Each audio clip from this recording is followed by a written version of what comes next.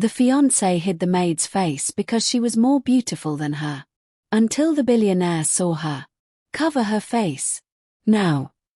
Vanessa Hale said it through her teeth, right there in the hallway of the Whitmore mansion, 10 minutes before the engagement dinner began. The maid, Rosalie Turner, stood frozen, a scarf pressed into her hands. Wear this over your head tonight, Vanessa hissed. I don't want Daniel looking at you twice. Rosalie didn't understand why a housemaid's face would matter at all. She was about to find out it mattered more than anyone in that house was ready to admit. Rosalie Turner was 30 years old, and she'd worked in the Whitmore house in Charleston, South Carolina for almost 2 years. She polished silver, ironed linens, and kept her head down. She sent half her paycheck to her younger brother in Ohio, who was studying to be a nurse. She never asked for more than her wages. She never complained. Daniel Whitmore, the billionaire's only son, barely noticed the staff. He was 30 years old too, kind but distracted, always buried in spreadsheets and shipping contracts. His fiancée, Vanessa Hale, was also 30, poised, polished, and used to being the most beautiful woman in any room. Except lately, she wasn't. Rosalie had started noticing small things, Vanessa watching her a little too closely, Vanessa asking the housekeeper to move Rosalie to the kitchen instead of the dining room. Rosalie thought maybe she'd done something wrong.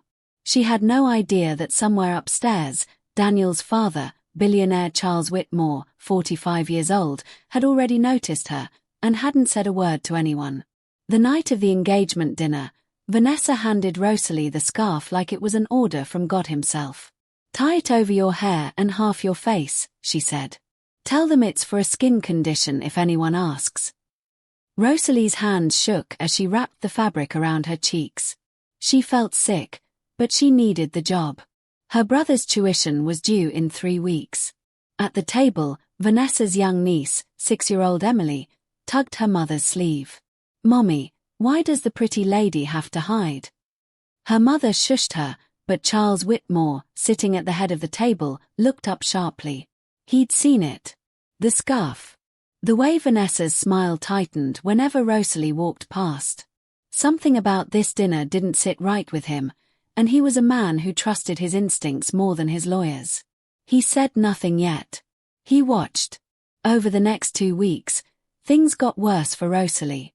Vanessa complained she was too slow, too clumsy, not presentable. The housekeeper, afraid of losing her own position, started giving Rosalie the hardest chores and the latest hours.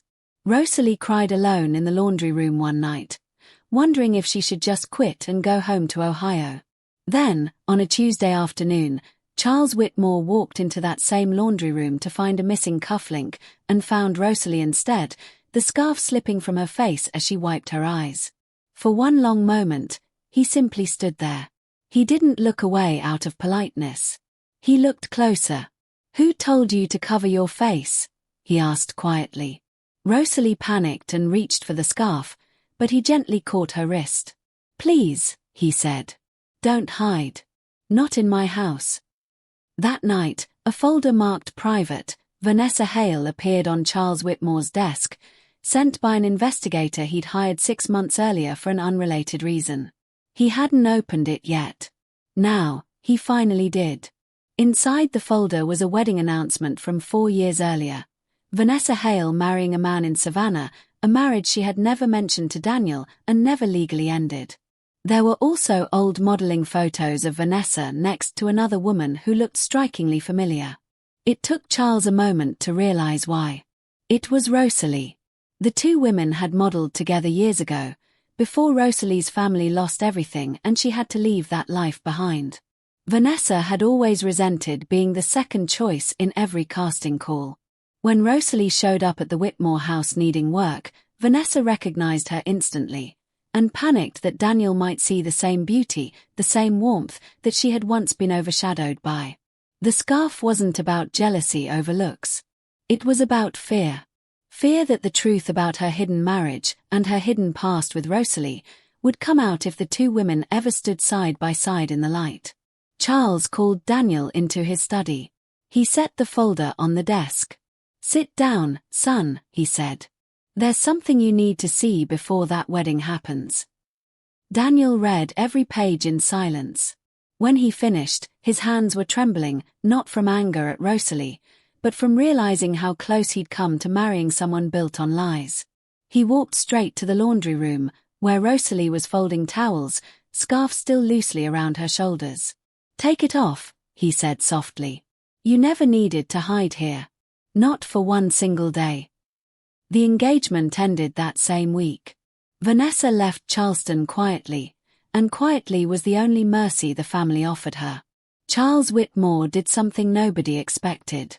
He didn't just apologize to Rosalie, he offered to pay for her brother's nursing tuition in full, and he offered Rosalie a real position in the family's foundation, working with young women rebuilding their lives after hardship, the same way she once had to rebuild hers. Months later, at a small dinner with just the family, little Emily looked at Rosalie, hair down, face uncovered, smiling for the first time in months, and said, "You're not hiding anymore."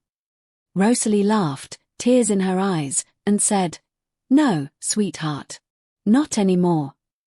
Sometimes the person told to disappear is the very person who was always meant to shine.